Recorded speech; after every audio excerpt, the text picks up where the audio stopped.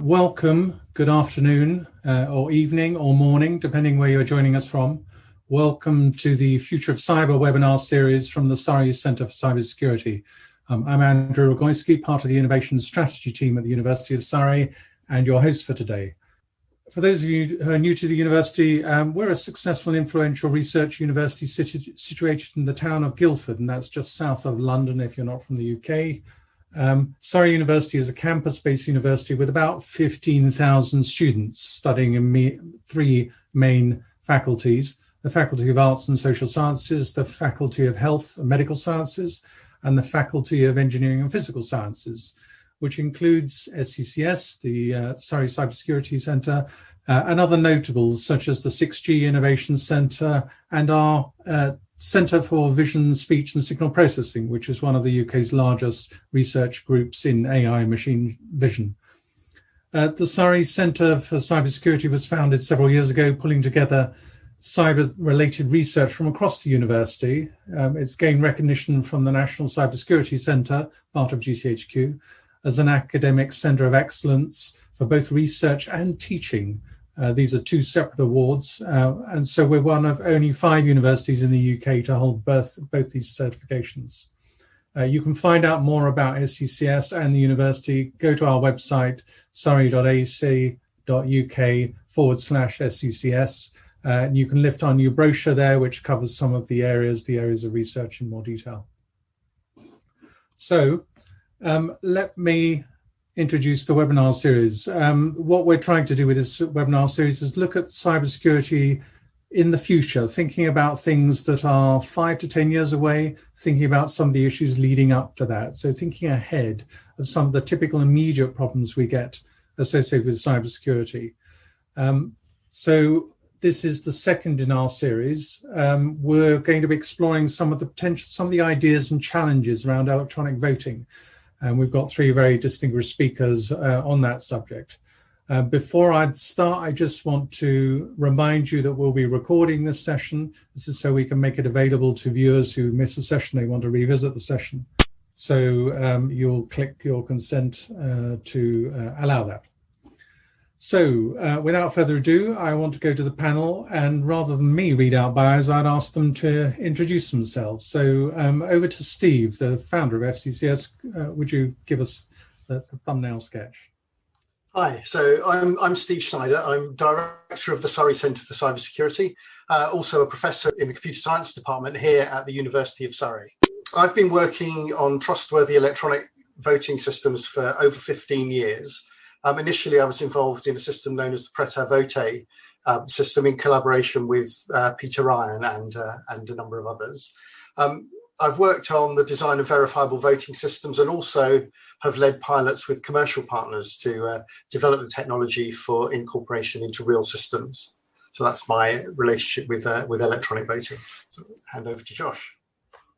Thank you, Steve. My name is Josh Benelow. I'm senior cryptographer at Microsoft Research and an affiliate professor at the University of Washington's Paul G. Allen School of Computer Science and Engineering.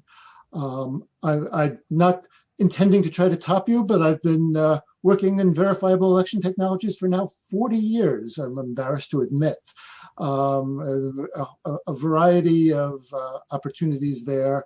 At a variety of places, and as I'll talk about some more later this evening, I am now part of an effort that is making some real progress in getting verifiable systems in the wild deployed. Thank you. So my name is Lizzie Coles-Kemp. I'm Professor of Information Security at Royal Holloway, and I work on aspects of usability, accessibility of digital systems, but primarily those used in essential everyday services.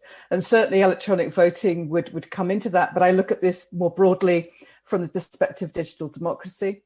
For the last 14 years, I've been working with many communities looking at how digitalization affects their everyday lives. And in particular, I've been looking at working with marginalized, underserved communities and how they engage with digital services that are rapidly transforming their day-to-day existences. Thank you.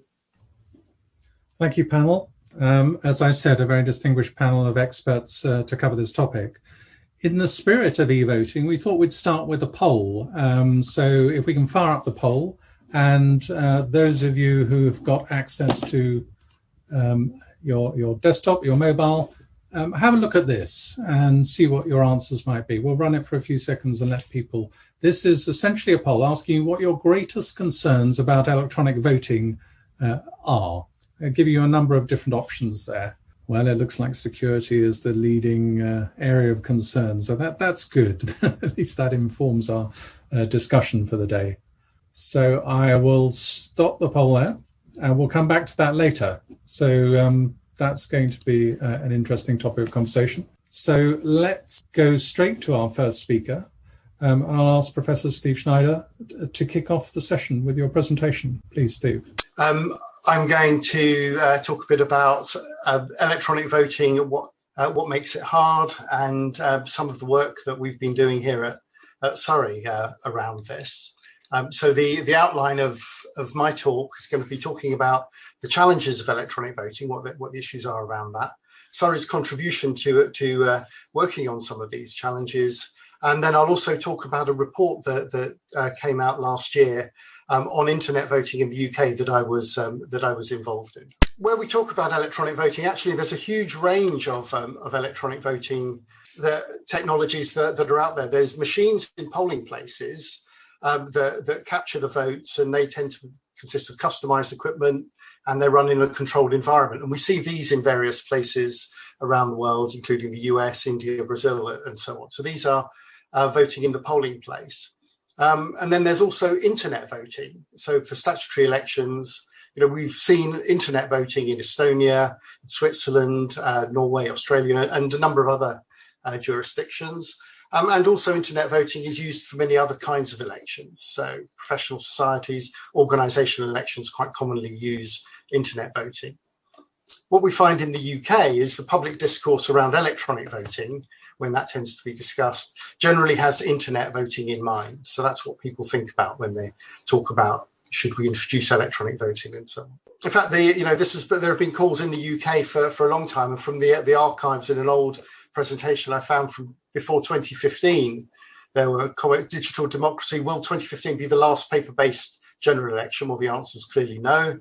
There wasn't online voting in the 2020 election, and in the EU referendum also didn't have electronic voting. But there have been calls, and there's regularly calls for why aren't we doing electronic voting yet?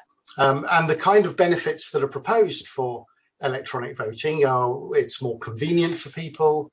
It provides accessibility if people can vote through some electronic equipment, so particularly people that need assistance in order to do that, so accessibility. Can prevent or reduce spoiled ballots. So if you make a mistake in how you're filling out a ballot form, it can catch that. Easier for remote and inaccessible voters to access, and can manage the complexity and dynamics of elections. For example, where there are more complex voting rights in organisations. It's also argued that it will reduce costs. It's not clear that that's true, and it may increase turnout. But again, it's not clear where this has happened that turnout has increased. And then you hear things like, well, using pencil and paper these days is very old-fashioned, so we ought to get with the times and so on. And we do everything else online. This is one you often hear: banking, paying taxes, dating, and so on. Generally, one of the challenges around electronic voting are the stringent requirements that you need on not just electronic voting, but voting systems generally. So the ballot needs to be secret for vote privacy, fairness, and so on. That's not always a requirement, but obviously for statutory political elections, it is a requirement. And the integrity of the result, that is obviously a absolute requirement, that the result that is delivered ought to, has to reflect the votes that have been put in. And there's a number of other requirements that are considered and you would naturally want in a voting system. So coercion resistance, it ought to protect voters from being coerced or leaned on to vote in particular ways. You might like to be able to audit what's happened, or if there are disputes over the result, you'd like to be able to resolve these disputes. And if anything goes wrong, you would like to be able to recover the election. So there's all these different challenges which you need to combine within a voting system. So we can imagine a voting system as having some kind of central server that's collecting the votes, or network that's collecting the votes, have a number of devices that are taking the votes from the voters and submitting those, and they may be in a polling station or they may be over, and then the result is produced. So the questions are, there has to be trust in this system. How do we know the result is correct? And how can we persuade others that the result is correct? So it's generally easy to persuade the winner that the result is correct, but how do you persuade others that the result is correct when what's gone on is behind the scenes? So cybersecurity, which as we've already seen in the poll, is recognised as the problem, as one of the major problems around this. You may have bugs, accidental bugs or malware in the system, or you may have adversaries or insiders wanting to interfere to influence the result of the election. One of the challenges with electronic voting is that attacks at scale are easier than for physical paper-based systems. And as we see in the news, there are powerful and well-resourced hostile actors that have other nations' elections in their sights. Those are problems that are not just about voting, but we have banking systems which are subject to the same aspects. So we often hear we bank online, so why can't we vote online? And we might think, well, if we had online banking like we had online voting, then there would be no receipts or records of the transaction. So online voting, you don't have that. So if you were banking, you wouldn't have records of the transactions. The transaction would even need to be secret from the bank because of the nature of the secret ballot, but the bank still needs to manage your accounts. You wouldn't get bank statements, so it would be hard to detect fraud and it would be hard to challenge mistakes.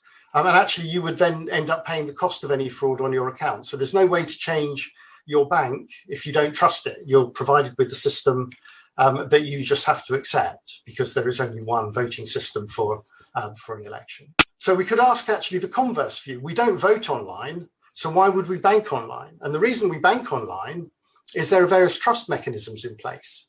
So you can check that the transactions have gone through correctly and have been processed correctly. You have receipts. You can audit the chain of transactions. You can recover if there has been any fraud or errors. And also the liabilities are on the bank for when things go wrong. And actually, financial institutions do lose money. There are cyber attacks on transaction systems, on banks, but they accept that as the cost of doing business. So it's not that they are completely secure, but they've got it to a level that they're prepared to tolerate. It's not clear what the equivalent for voting systems is. So that's a way of thinking about online voting. I'll talk briefly about verifiability, which is an idea that's been in the kind of academic literature for quite some time and is becoming more prominent now. We have the idea of end-to-end verifiability, like you would have in banking, where you can check the various steps in the chain. So individual verifiability, voters can confirm that their vote is correctly held by the system. It's been received correctly and it's in there. And so the voter can check their record and see that the vote is correctly recorded. And universal verifiability is that all the votes have been processed and tallied correctly. So these two together would give you that the result coming out corresponds to the votes that have gone in. But how can we do this in a way that also protects ballot secrecy? How can we achieve these requirements together? So I've been involved in, as I mentioned in my intro, an approach called the Prêt approach. This idea was invented by Peter Ryan, but I've been collaborating with him for a number of years, over a decade on this. The idea is that how can you produce a receipt which captures the vote but doesn't give away how you voted? So the idea is that different voters are given ballot forms that have, the candidates in a random order. So here's a set of ballot forms in a different, with all these things in a different order. It's just to give you a flavour of the approach. But the idea is to vote. You cast your X against a particular candidate. So here it's against Crystal. And then what happens is the list of candidates is separated from the ballot and shredded. So that's destroyed. And what's left is an X in a position which, because the order could have been in any order, that X could have been against any of the candidates. And that's retained by the voter. And it's scanned into the system. So it's submitted as the vote into the system. And the voter takes that home.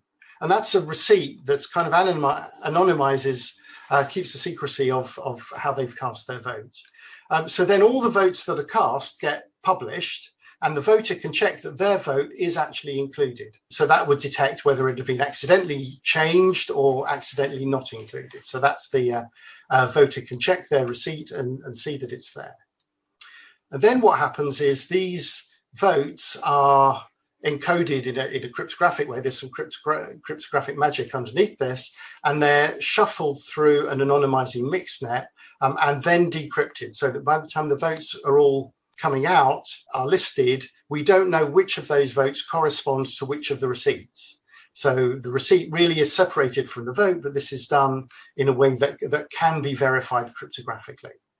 So then the result can be computed from all the decrypted votes. So that's universal verifiability that anyone can check. So that's my example of how you can get the kind of the secrecy of the ballot together with this notion of verifiability.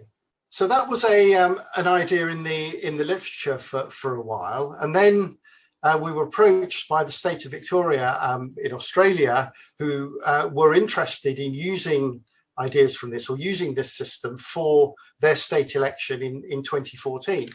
And this was because they were mandated to provide some kind of electronic assistance for blind voters to provide a kind of equal access to a secret ballot. And they were interested in doing this in a secure way.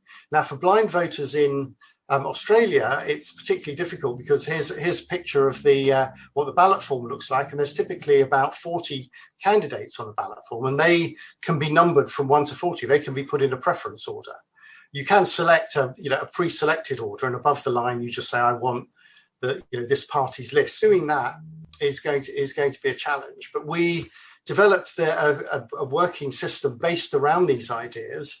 And it was aimed at particular groups, including remote voters who were voting in London. And here's some photos of the polling station in Australia House in London, and one of the booths where voters could vote.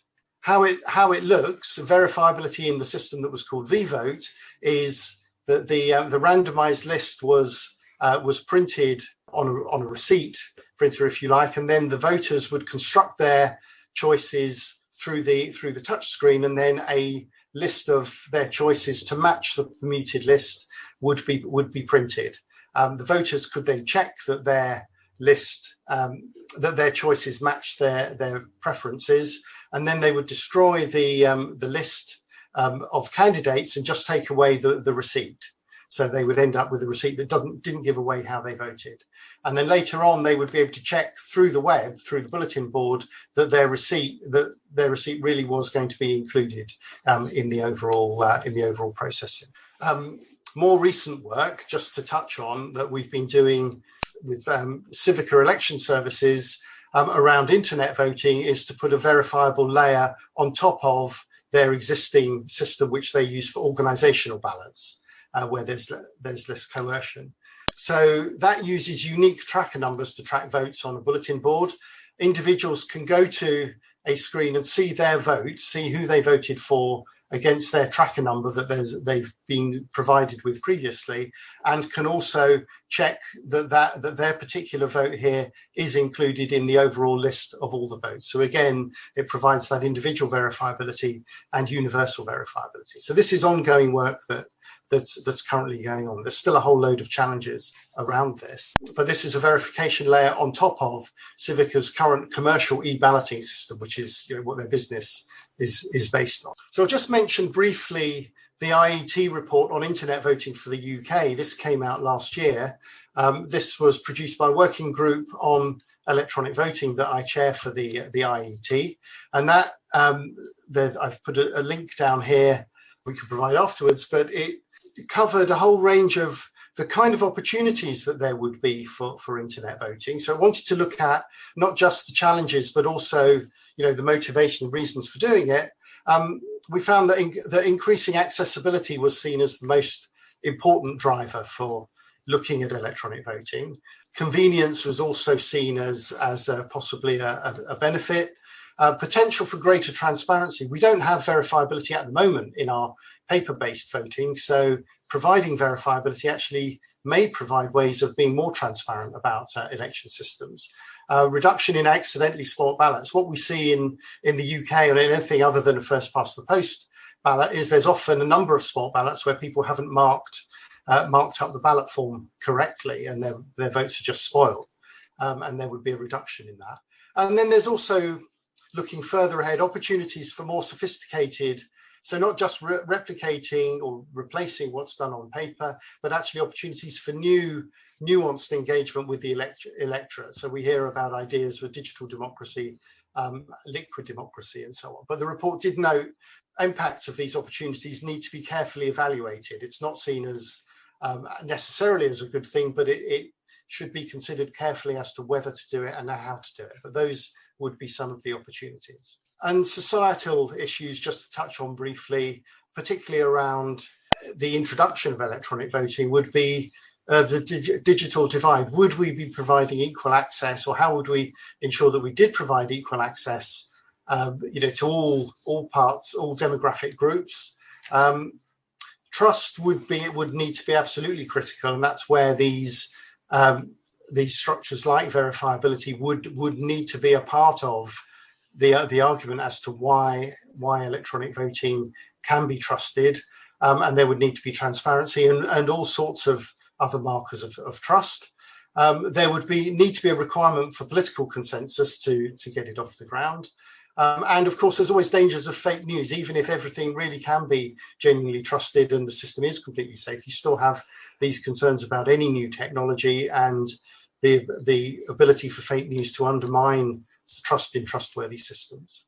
But there's a whole range of socio-technical challenges before we get to that point. The report concluded that we were not now or in the near future ready to go to prime time electronic voting for statutory elections, but that you need, first of all, a secure ID system, and you need devices to be much more trusted and robust and secure than they currently are, and the kind of technology and hardware roots of trust still needs to mature around that. And the ideas around usable security and having things that where the security mechanisms really are usable by the general public as a whole. Verifiability is a good idea in principle, but getting people to actually do verification in practice is a different challenge. And then we still have issues around dispute resolution and recovery in the face of kind of attacks. So there are many challenges still outstanding. It's a very active area that's still ongoing. So plenty to get your teeth into there. So I'm going to stop at that point and look back to elections, 260 years ago. There's one individual in this picture casting a vote, and there's not a lot of secrecy or verifiability there. So thank you very much. I'll hand back to Andrew. Thanks, Steve. A lovely point to finish on. So now I'd like to invite Josh to do your presentation. Thank you, Andrew.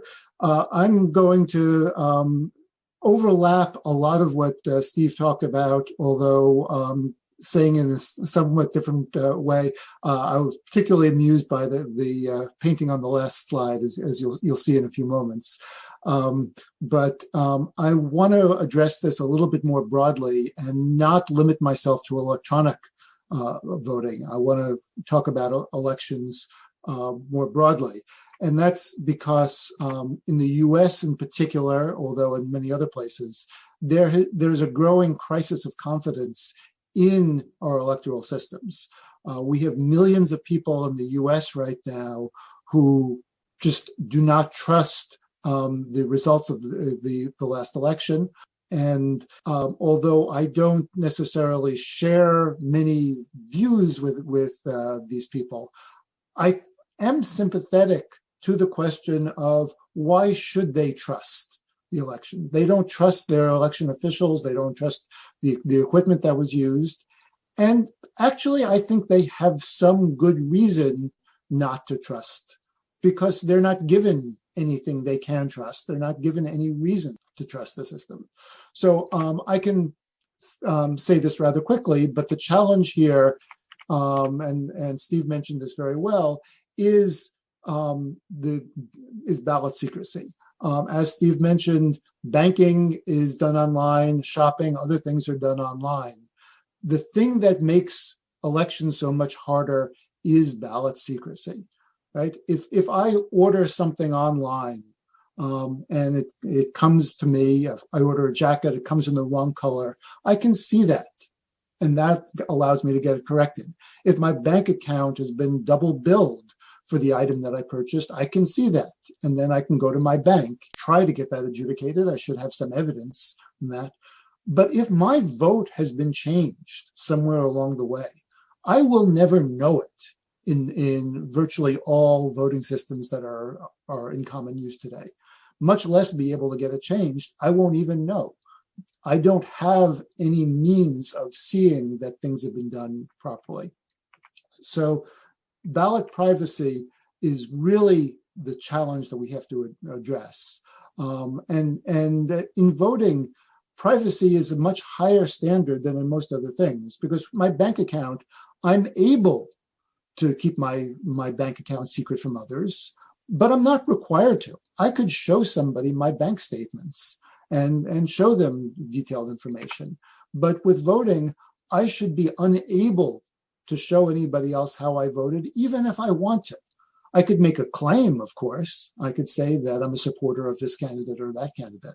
But how I actually voted, I should not be able to disclose to anybody else, even if I want to. So this is why I was very amused by the picture that Steve showed. I didn't realize that it was so similar to this picture that I have from 100 years later, which is obviously a replica of the original that Steve showed.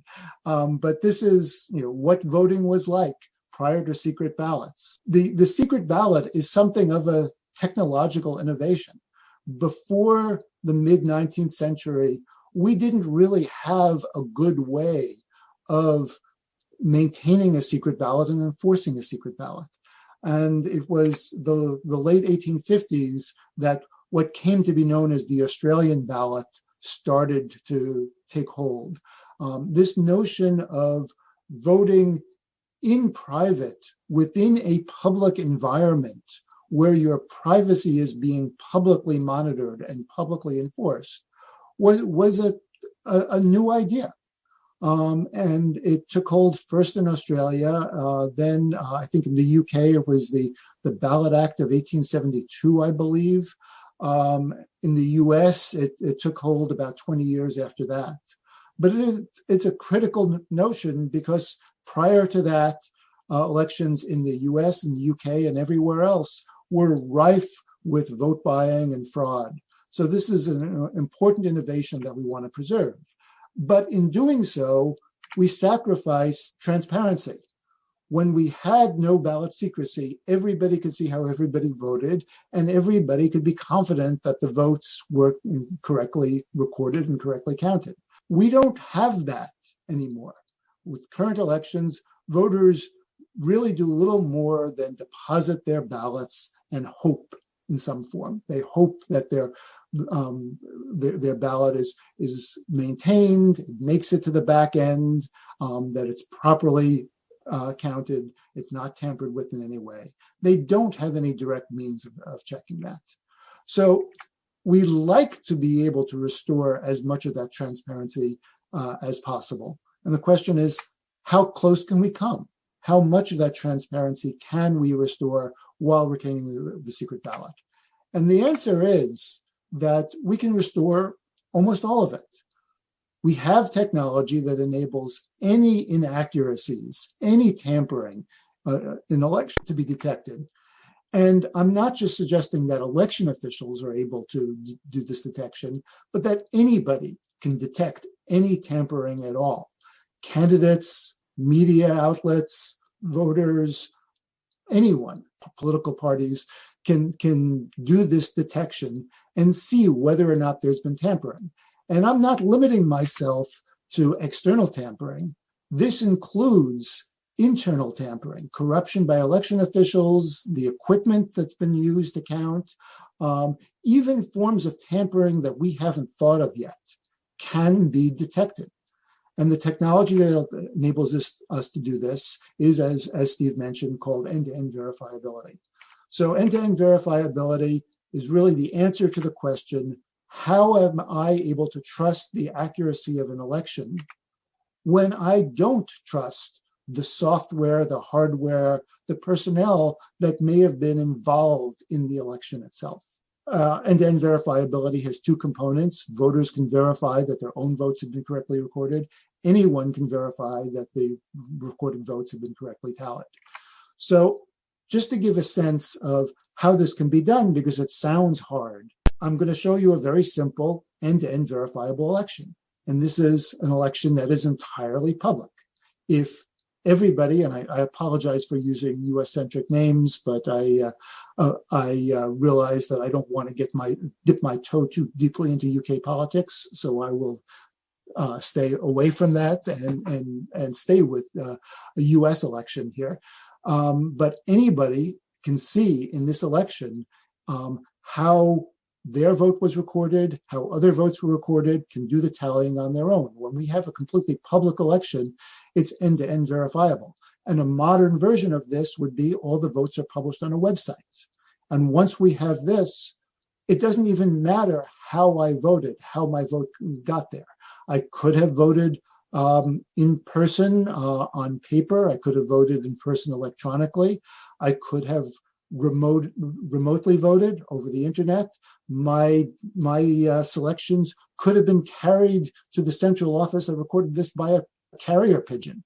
It doesn't really matter. As long as it got there and I can look and see, yes, that list does have my name and my correct vote, everything is great. We know that we can do this. The question is, if we start with the end-to-end verifiability that can be achieved by a public election, what can we do with a secret ballot election? And the trick is basically to add a thin layer of cryptography. So we're keeping everything else more or less the same. It's just instead of posting on the website the actual votes, we're posting the encrypted votes. The Prêt system that Steve talked about does this in one form. The IDs of the ballots contain the necessary information to encrypt the ballots. I'm showing it in a slightly different form, but the ballots are encrypted. That's the key here. Now, once we have encrypted ballots, we have to have means to do a few things. We have to have means to allow each voter, Carol in this case, to check that her ballot has been correctly recorded without being able to show any other voters. And we also have to have means that anybody can look at this set of encrypted ballots and confirm that these ballots correspond to the announced tallies correctly. I'm not going to go into a lot of detail on how these things can be done. I'll show you just a quick sense of what is possible, somewhat differently from what Steve showed, but also a viable approach.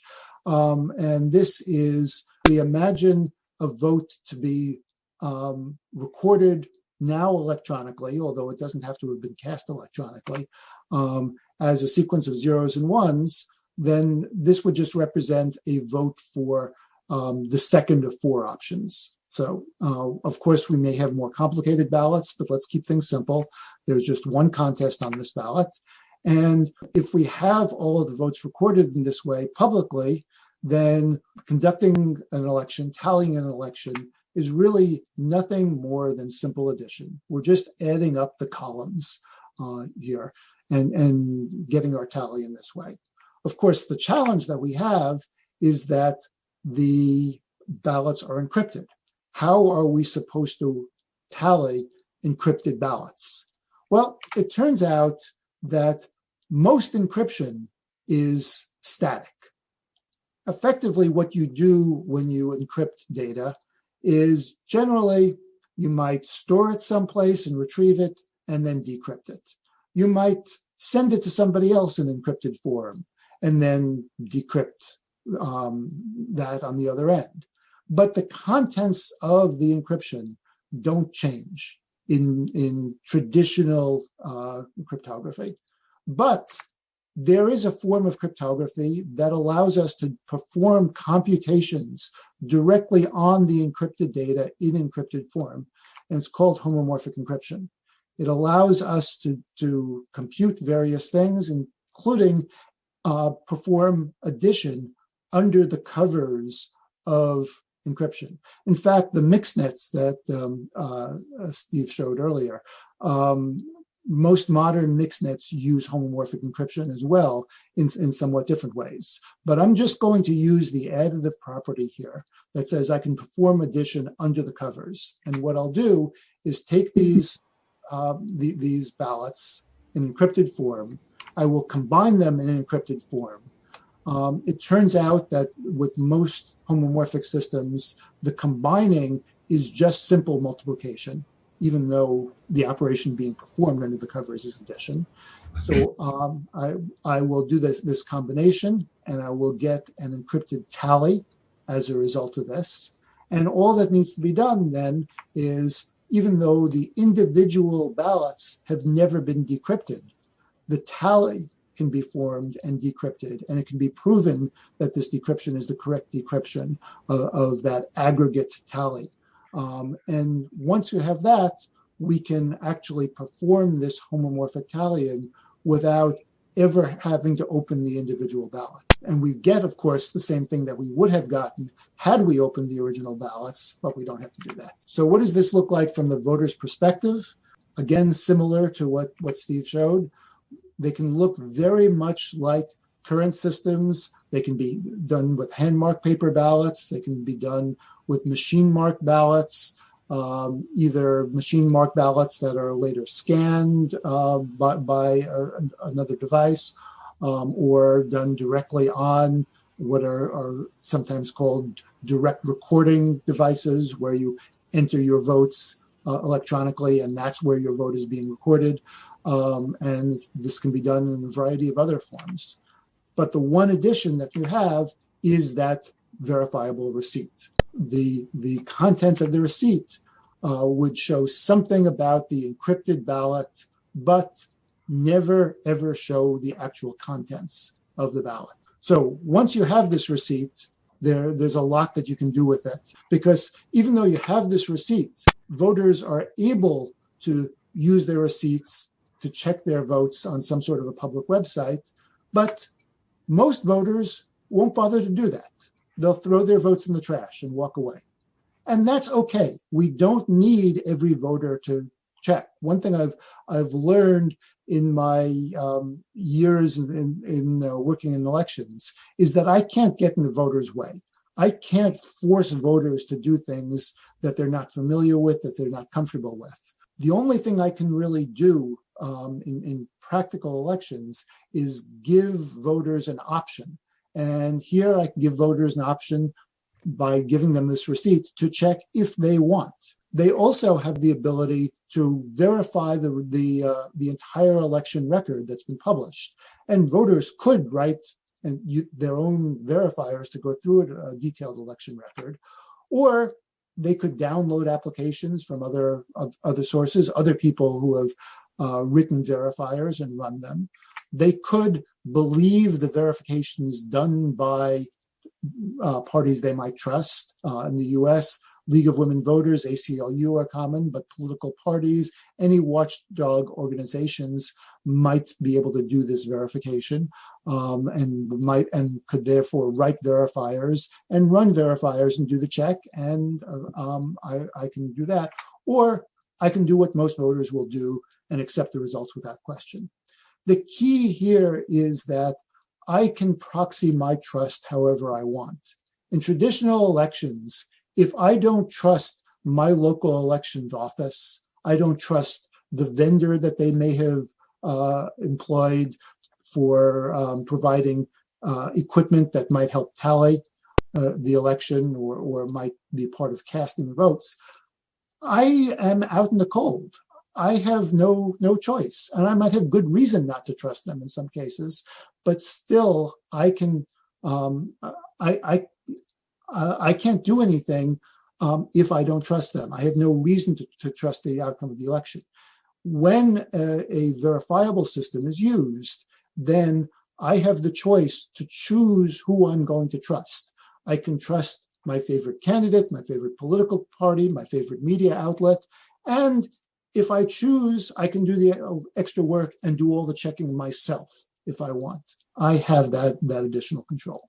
I want to offer, in addition to the vVote example that Steve mention a few other real-world deployments. These are somewhat older. Helios is an online voting system that was released over a decade ago. It's been used in a variety of places, including UC Louvain in Belgium to elect the president of the university. Not the student body president, the actual president of the university. It's used by various universities for student body elections.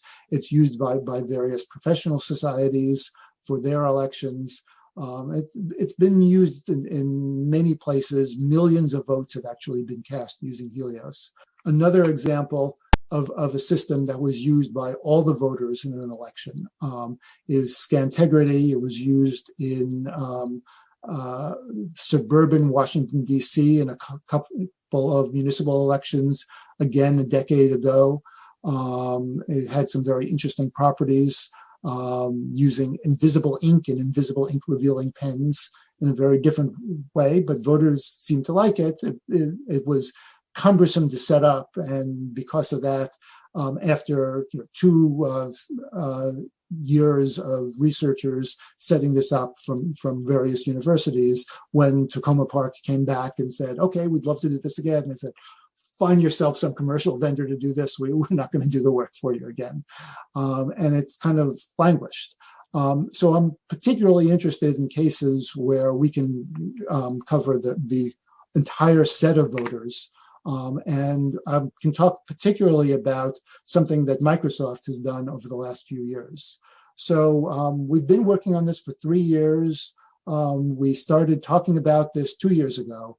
Election Guard is a free open source software toolkit. Microsoft has no interest in building election systems, but we do have the expertise to build end-to-end verifiability, and we've built it in a way that vendors can take it up and use it in their systems. And that's what we want to encourage, because election vendors typically don't have that particular expertise. So we want to make this available.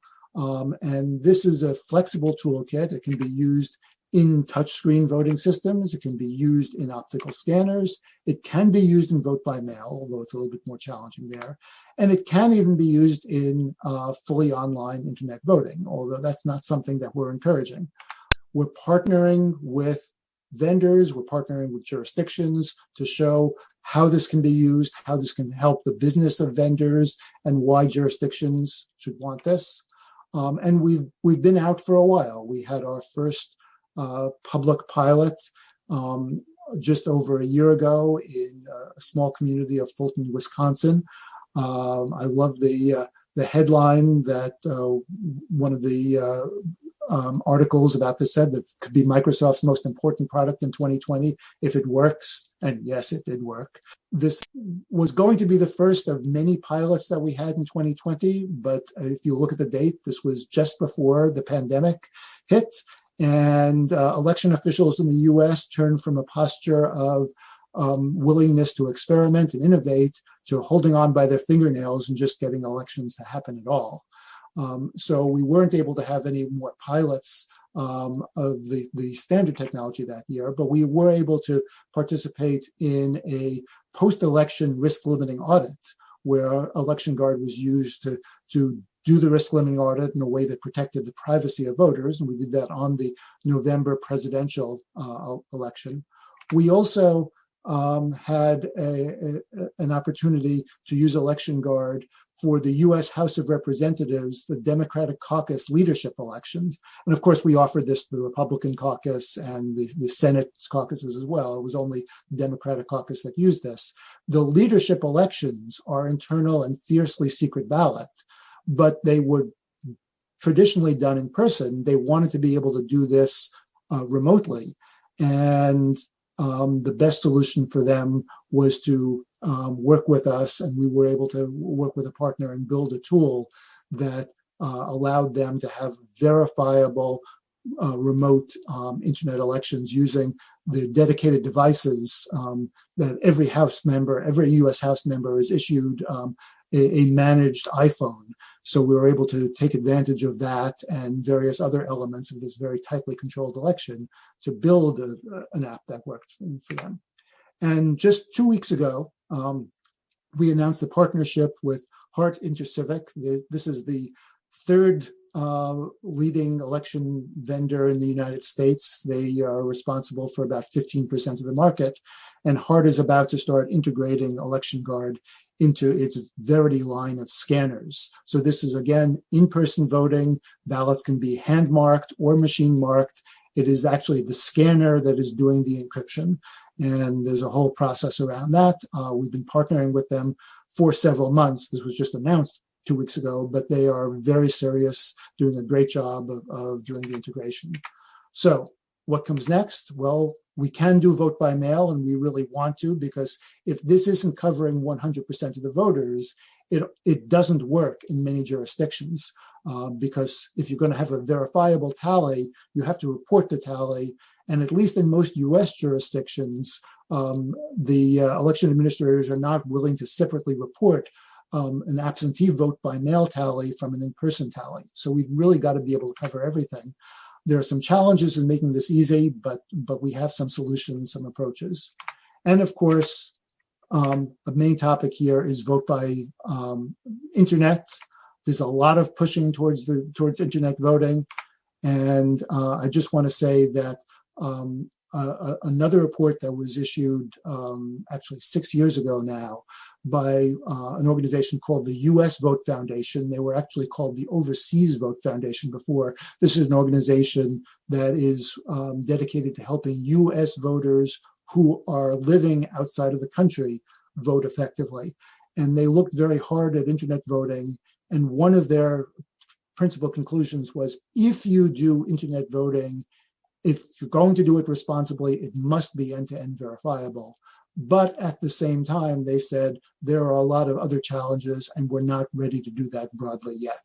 So we can talk about that more as questions come up later, but that's all I want to say for now. So thank you very much.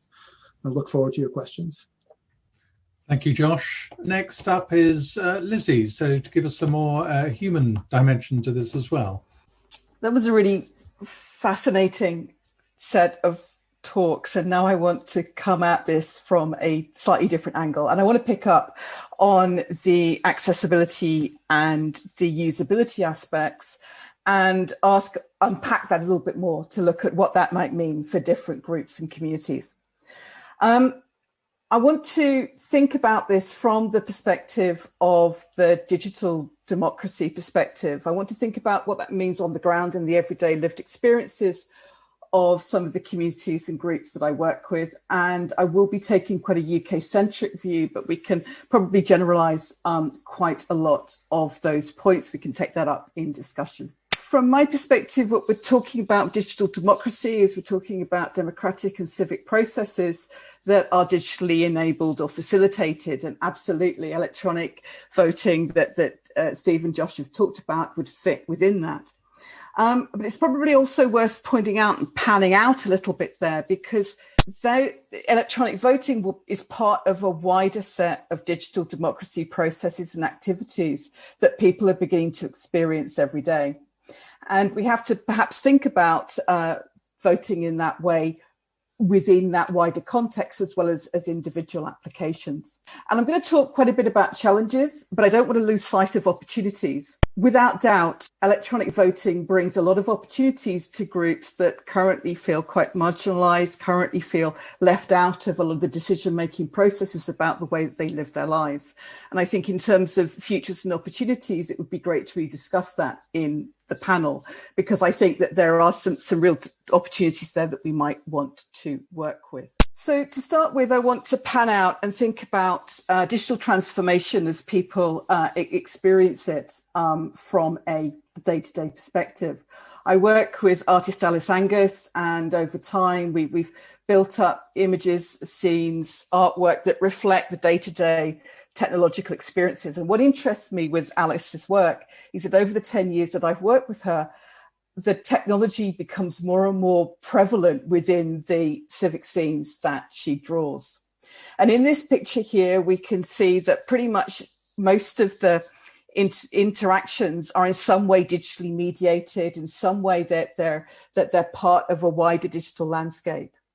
And in some instances, these digital mediations are not just digital representations of what used to be analog processes, but they're quite fundamentally changing our relationships with institutions. So if you look at the person dropping off post, but up above, we have a drone, we have a parcel being delivered that's probably gone to a third-party company, to a commercial organization. And the way in which we're getting our post now is quite different and diverse to say how it was 10 years ago here in the UK. We can also see that security comes in all different guises, and that's represented by the CCTV camera. Whereas before, security was perhaps done by state institutions, we now see that also becoming part of the third party and part of the commercial sector landscape. And they may not perhaps be subject to the same political debates and discussions in the current system, but they may come in as some sort of bureaucratic or administrative decision, with something that individuals can't really debate, something that they have to accept around them. I was also really interested to see Steve and Josh talk about internet banking, because in many of the groups that I work with, that's the only form of banking that's possible. High street banking has been removed, and at the same time, welfare payments, housing payments, they're made digitally. And they go into the bank account. You have to use your bank account in order to access them. And therefore, that makes online banking a mandatory part of day-to-day life. What to also highlight is that digital technology is also widens accessibility and access. And Alice has drawn that into the top floor of her building. And we can see also how digital technology enables people to participate in many different ways if we can get that digital technology right. So let's think about that a little bit as we look at the voting scenario. What I don't want to lose sight of is security's role in this. So the points I made in the previous slide are very much general about digital transformation. But actually, we also see security's role here, and security's role very much as access control. The thing that most people talk about when I talk to them about their digital experiences and I talk about security, they talk about computer says no. They talk about the way that access to technologies are controlled. They talk about the different control mechanisms that they experience, whether that's biometrics or whether it's a password. And they talk about the challenges of what happens when the computer says, no, you don't have access, or a different kind of access to the access you were expecting. The point I also want to make from this picture that I think is particularly important to the theme today is that also what we find is that these access control technologies are part of what really reshapes the relationship between the individual and state. The relationship that individuals have with the state becomes in some ways more distant. And what it becomes is the access yes or access no to particular services. And whilst that's, of course, not all that security is, and we've had some great discussion about how security is there in the process, it's there in the integrity of the interaction, we also have to recognize that this is the part of security that most people see, the bit that they engage with. The other aspect that also comes up when we talk to people about security and technology in digitally transformed environments is the legibility of the individual. How the people's movements is monitored, how it's become something that can become a security alert, how people, whereas before they could choose whether they were on or off the grid, they feel very much now that they're part of a constant sort of monitoring, and that has security argumentation and justification with it. That feeling that they are always legible, always visible by the state. And I think we have to really consider that when we also think about the way in which electronic voting is positioned. So I just wanted to set that up.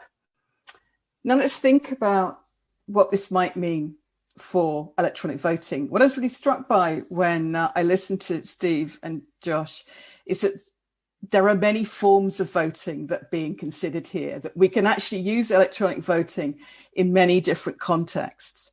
And if we want to think about usability and accessibility, we have to consider those different contexts and understand that those different contexts have different implications. If we want to think about usable electronic voting, we have to think, we know a lot now already about how usable security works. We know a lot about usable interface design, and some of the pictures there really gave us some great examples of how that works.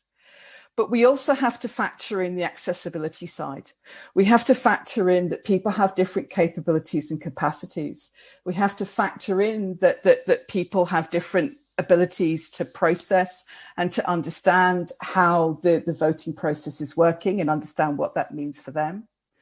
Have not only different abilities when it comes to reading and to be able to process information, but also to be able to internalize and understand what that means for them and understand it as something that is meaningful. We also, if we move from voting in voting booths, and we have some great examples of voting in voting booths, and we start to look at online voting, we have to also consider that people have different capacities when it comes to the technology that they use, when it comes to the data that they have available, when it comes to the ways in which they use technology. And quite often the ways in which they use technology will not be as an individual pursuit, but as a collective pursuit, something they do in family or they do in friendship settings. And that the same can apply to voting. And I think that's already come up as a question. I think it's a really important point. So understanding as we start to move and we start to control the environment in which electronic voting is used, we have to think about the different settings in which it's used and the way in which technology is used in that environment, and the limitations of the technology that's being used. But I think we have to go beyond that. So when we're talking about accessibility and we're talking about usability, we quite often think about the interface, the way that the information is presented. But I would argue that we have to also think about the principles, the security principles on which we are basing the technology. As has been pointed out already, and I would wholeheartedly concur, verifiability, integrity, robustness of the technology, reliability of the technology, the fact that we can trust that technology is resistant to different forms of attack is absolutely essential. But we also have to go beyond that, because we have to think critically about whose security we're talking about, security for whom. And we're going to have multiple parties here. We have to think about not only the security and what security means in this context for the state, what security means in this context for the providers of the technology, but also what security means for the individuals using that technology. I was fascinated in the poll that Andrew put up that increased frequency of voting didn't actually come up as an option, because I'm willing to bet that if I was to talk about electronic voting and how it might be used, one of the fears that might come up is, in actual fact, you have to vote on too many things. And that actually that those votes won't be meaningful. They won't be used as part of an overall meaningful process. And that would definitely come up as a question of security in some of the groups that I work with. We also have to think about what's being protected and why, and from what in terms of threats. And would each of the parties that we want to use this technology come up with the same answers? I think that's really important to understand. And we also have to look at who or what is doing the securing. How much of it is the environment in which you're doing the voting? How much of it is the way in which the process has oversight? How much of it is to do with the fact that you're confident in the fact that responsibilities have been evenly distributed? How much of it is because that you trust in the social and political integrity of the process? And how much does that have to be factored in together with the technology? In order for the technology to meet these claims, it has to think about these wider issues. So I think it's important to have the technological threat models that we've been talking about, but we also have to have the wider threat models, the ones which the security of the individual and security of the society meets the security of the technology. We also have to consider the context of use. So we have to consider, once we start to move away from those voting booths with the cardboard on either side and the technology that's being provided, and we start to look at internet voting, you start to change. We also have to think about the ways in which that technology is used, and the fact that often technology use is not a solo activity. And also identify that actually, or appreciate the fact that for many people, collaborative use of technology, assisted use of technology, offers forms of security that we perhaps sometimes more routinely ignore. We also have to consider what the bounds of a system like this is. So again, as we think about the deployment of use, we have to think about the ease with which the technology can be used, but what happens when it goes wrong. What's interesting is in a lot of the studies that we do, we find that anger, frustration with the technology are the spaces in which some of the security issues start to emerge. So it's important to think not just about how we create the technology, how we install it, but also the support services, the services and the processes that sit around that, and how usable and accessible those processes are. And we also need to recognize that, and I love the pictures from the 17 and 1800s, because whilst there are a lot of downsides to voting in that way, it's also hugely sociable and community activity. And one of the things that we recognize when we look at digitally mediated societies is that isolation from people around you, having to deal with the technology and the process on your own, can create a form of vulnerability that attackers can exploit. So to wrap up, if I was designing an electronic voting system as a digital civic process, where would I start? What would I do for these technologies of the future? Well, I would really work on consultation, and not just consultation about the technology that I am interested in making, but understanding the wider democratic landscape, the challenges, the frustrations, where voting makes sense, why it makes sense, and the sorts of concerns and security issues, not just for the technology, but for the individuals that occur. And I would look at that from the perspective of as broad a range of groups and communities as possible, which includes the hard to reach groups, which includes the groups that typically don't take part in these types of engagements.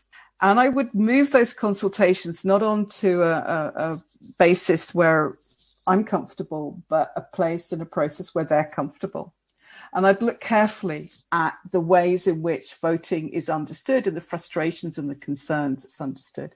One of the questions that came up during the earlier talks was about whether the fact that there's more information, you're able to discuss and debate more, whether that gives rise to fake news, that gives rise to misinformation. And certainly those wider processes need to be understood, where people get their information from and how they understand about new technology. That's absolutely essential as part of the consultation. Also need to recognize that people relate to these technologies in different ways. We have different ways of thinking about this. And so therefore we also need to reflect that in the way that we do our messaging. Just as one size technology doesn't really fit all, neither does one size messaging fit all. And I think the way that we nuance civic technology is really important. There's also a lot to be said for understanding the ways, the different contexts of use for the technology, the different constraints, the different accessibility concerns that different groups have, and the different concerns that people have about using technology in this way. And I think one of the things that we need to get better at is better at creating edge cases, better at creating contexts of use, better at understanding how we test our technologies in as broad a range as possible. And that we do that as inclusive a way as possible in order to ensure that we get the most from such technologies. Because it is fundamentally about the opportunities. Security is not just about protection from harms. It's also about the enablement to live free from fear. And anything that we make needs to be able to serve both those purposes, and we need to factor that into design. And finally, I'd like to, as always, thank Alice Angus for bringing these very abstract concepts to life.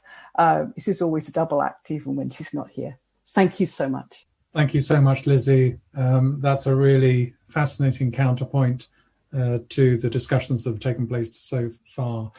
We've got a small amount of time to take some of the questions.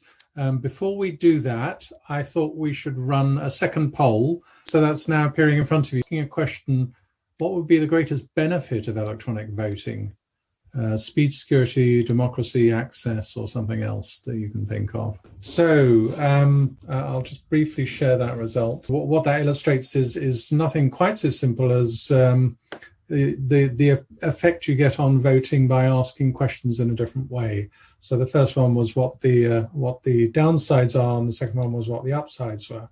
And in the first one, of course, security was the biggest issue that everyone identified. 2/3 of the audience thought that security, they're worrying about it being hacked. And as Lizzie pointed out, nobody was worried about the sort of subtler implications of frequency of voting.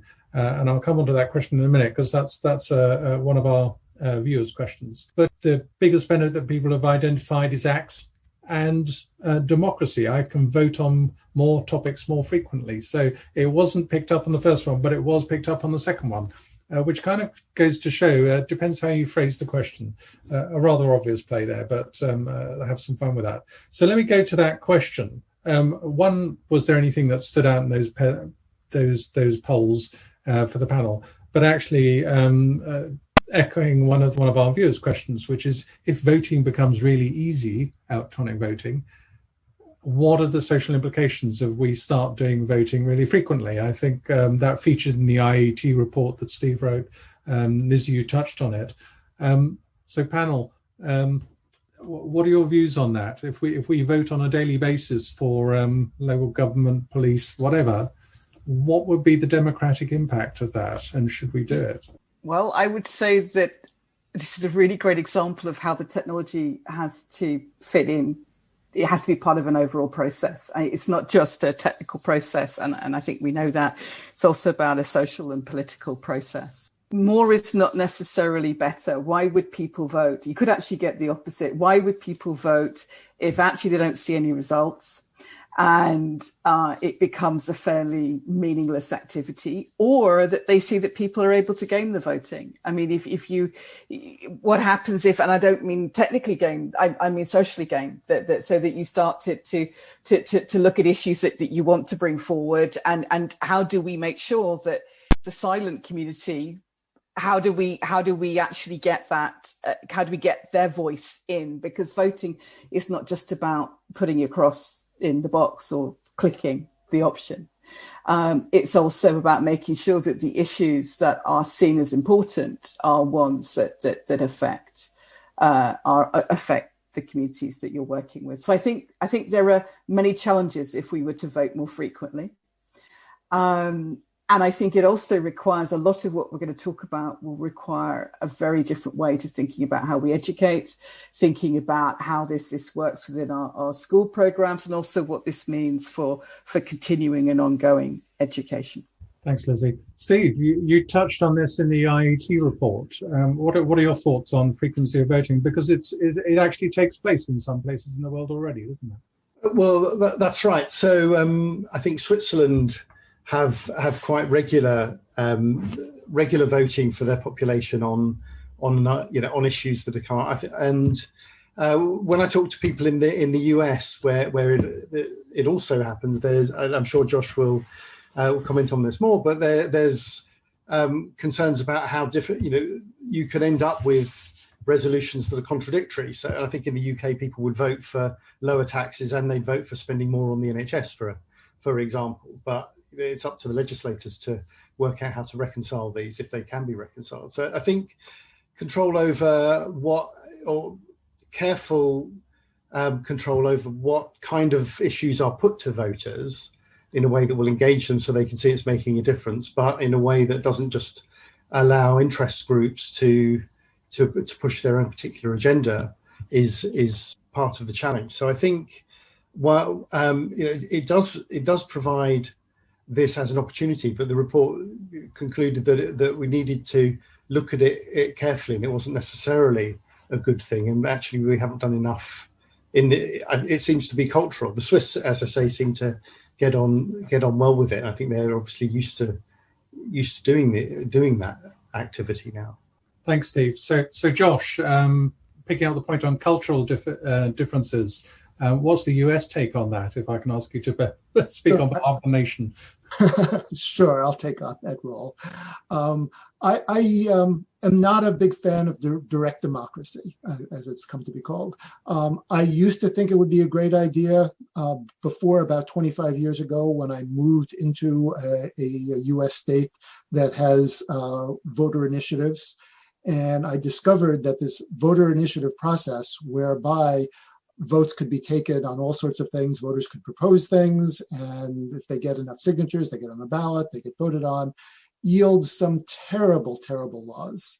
That there is real value in a representative democracy process where we effectively hire legislators who can deliberate, become expert on things, and listen to lobbyists even. I know lobbyists are villainized a lot of the time, often rightly so, but the things that we get from voter initiatives often have inadvertent side effects. They will do terrible things to certain subclasses that were not even considered. And when things go through a normal legislative process, there's an opportunity for these groups to say, wait a minute, I see this law. There's an easy way to modify this to not have this inadvertent effect. Please do it. And it doesn't happen when you have direct democracy such as voter initiatives.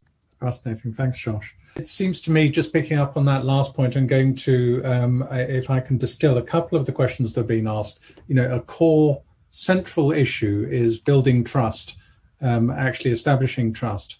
Now, we've had some discussions from Josh, from Steve, from Lizzie about, how we can build technically verifiable systems that actually require a deep knowledge to actually understand that this system is a sensible thing to use.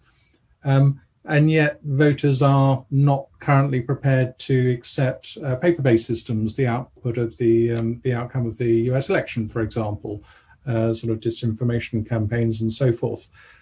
What's the panel's view on what's the most likely step forward to actually gain user acceptance of an electronic voting system? One of the questions that's come up, should we have a sort of shadow system where we run paper-based real systems alongside an electronic voting, so you effectively have to cast two and then we compare the two, and there might be other sort of schemes that are potentially quite onerous. Frequency is another one where you could the act of voting more frequently gets you used to the idea that you can do this electronically. What's the panel's take on how we'll actually get this to the market, if you like? If I can ask Lizzie first. I think that I would guess that different groups will have different types, different resistances for different reasons. So I think that's one thing to really understand. In the research that we've done, there are different types of pushbacks and different reasons for adoption as well. And it's not all one-way traffic. So I think there is this I brought up the point of consultation. One of the things that we are not in the UK very good at is consulting with our broader populations about technologies, because we tend to come from and technological use in the civic setting, because we come still from a mindset of universal technologies, and that we make one size fits all, that the way in which we approach testing, evaluation and consultation tends to be quite narrow. And I would argue that if we really want to transform democracy, if we really want to reconnect people, one of the things we've got to get much better at is consultation, and also figuring out what to do when we don't get the answers that we want to hear. So it was very interesting when you talk about this is bringing to market. And that's the other aspect that needs to be dealt with, that I think over the last couple of decades, certainly in the UK, I'm guessing not too dissimilar in the US too, but I could be wrong, tend to have a view from a civic process side that when it comes to technology, the markets will work this out. And the markets, as we currently have them, aren't overly good at working out issues around inclusion and exclusion. They're not overly good at working out how to make something usable and accessible. unless it really hits the target that they're thinking of. And we think, and also it came up in Steve's talk, we're also not terribly good at designing processes around challenging outcomes that don't result in a lot of frustration and pushback and anger. So we need to figure out how to take the heat out of conflict rather than sort of amp it up. And so these are all things that I would do. I would really think about those civic processes. The second group of things I would do is I would really make, if you want to show verifiability, you've got to make this tangible and understandable and relatable. Thing about security, this is why the lock and the key is such a big deal, is because it's tangible. There's something very tactile, something very embodied about the way we feel secure. And one of the things that we need to do is figure out how to make this maths tangible and understandable and relatable. And that's a really interesting visualization problem. And at that point, I'll stop. Fascinating, Lizzie. Can I push that on to Josh then? Tangible, sure. Understandable, relatable. Just answering the original question, but really sort of when you think about something like Election Guard, how do you really gain that user acceptance? Yeah, the acceptance is, of course, a big challenge. And frankly, I pushed for years on this without a lot of success.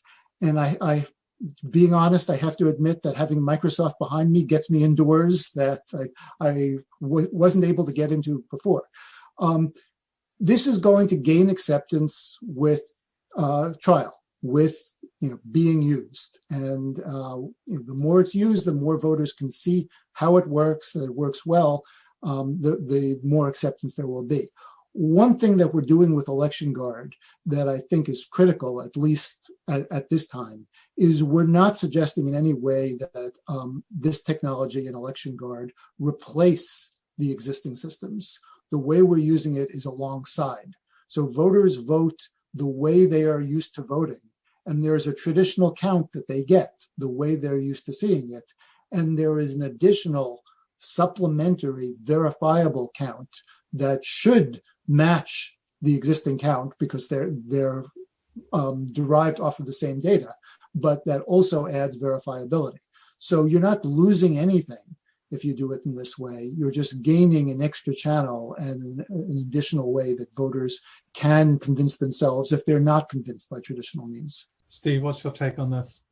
Yeah, I agree with Josh wholeheartedly. I think you want a kind of gradual introduction and trials and introducing it to communities and to voters. So the approach we took with the Verify My Vote system that I had one slide on was also to introduce verifiability to an existing commercial system that Civica used. Now that wasn't for statutory political voting, but it's still the same the same principles. You have a verifiability layer on top, and voters who want to can just vote in the way they're used to and ignore the verifiability. But you want to get voters used to the idea that actually there's something they can get from checking, to have increased confidence, and actually if they don't like the result, then they can verify and get more confidence in the result. But I think it's going to be a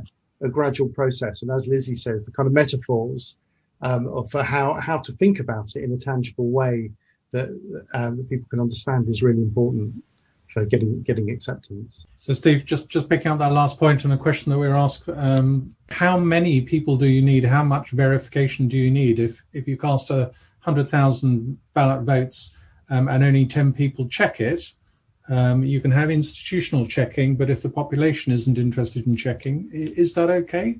It's arguably better than we are at the moment. Well, the kind of checking that we're doing there is like sampling in a way. So you'll get a certain statistical evaluation on how confident, what confidence you can have that the result hasn't been switched, or that it is what it claims to be, that the winner.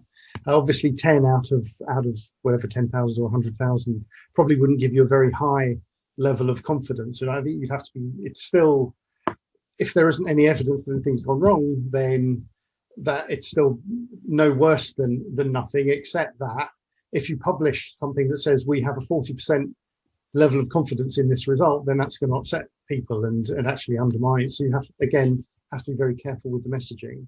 But it's surprise. You don't need it also depends on the margin, the winning margin, but you don't need a very high percentage of voters to actually do the verification to get a very high level of confidence in the result. I think when we were doing it in Australia, it was something like 2% we needed. But obviously, with a very tight race, you need a higher proportion to check to get that level of confidence. So it also depends on the result. So brilliant. I'm afraid we're running out of time now. We're running out of time. I'm just going to ask one more question, a very quick answer from each of the panel. When do you think we will have everyday electronic voting in the UK or the US? Give us a year or a best guess, a bit of forecasting. Josh, what's your best guess? It depends on how you define electronic voting. If you're talking about most votes use electronic voting in some form, some electronics as part of it, that's already happening in the US. If you're talking about online voting, I hope not for at least a decade. I don't think we're ready for it yet. Brilliant. Lizzie, what's your best guess? I would again push it out to somewhere like 2035. I think we have to have a lot of infrastructure, and I think we also have to have much more consensus about the digital transformations within society before we can really use this type of technology. Steve, your vote? Yeah, I'm also, I would say not in the next 10 years. I would expect that a number of the technical solutions might be in place in the next 10 years, but then bringing those together, having a platform to build on would take quite a while beyond that. So I would go with Lizzie. I think probably not this decade, and possibly the next decade. Thank you for that, and thank you for having a guess at that. And actually, that leads us very neatly into, well, this is the Future of Cybersecurity webinar series. So if we don't think that's going to be an everyday occurrence for at least another sort of 10 years, then we're thinking about it in the right time frame. We're talking about it in the right time frame. So thank you very much, panel. Thank you for all the questions that have been asked that we haven't had time to answer. We will try and post those on the website. We will post a recording of this session on the website, and we'll append some of the questions and answers that we didn't have time to address. Just a reminder that the third of this series, which is going to be looking at the challenge of post-quantum security, exploring the impact of potential future quantum computing on security, and asking the question what we should be doing now to prepare. This is, we're aiming for about September, and this may be a hybrid event depending how things go over the next few weeks and months. And so we look forward to seeing some of you in the real in Surrey, but we will continue to run this online as well so that we can welcome some of our overseas visitors. So thank you, panel. Thank you, Josh. Thank you, Lizzie. Thank you, Steve. I'm sure the audience is sitting there clapping away and thinking more difficult questions that they really would like to hear the answers to. Fascinating topic. I'd also like to thank Jason and Ellie behind the scenes, our production crew. Thank everyone for joining us. Stay safe and well until the next time we see you.